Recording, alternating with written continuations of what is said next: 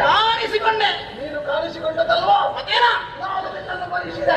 ಏಯ್! ಯಾಕೆ ಬಲ್ಲಯ್ಯ? ಯಾಕೆ? ನಿನ್ನ ಫಲಾಫಲದ ಪರೀಕ್ಷೆ ಆಗಬೇಕು. ಹಾ? ನಿನ್ನ ಕಥೆ ಯಾರಿಗೆ ಗೊತ್ತಿಲ್ಲ ಹೇಳು. ಏನು? ಹಿಂದೆ ಒಮ್ಮೆ ಪರೀಕ್ಷೆಗೆ ಒಳಪಡಿಸಿದೆ. ಹಾ? ಹಿಂದೆ ಉದ್ಯಾನವನದೇ ಹಾ?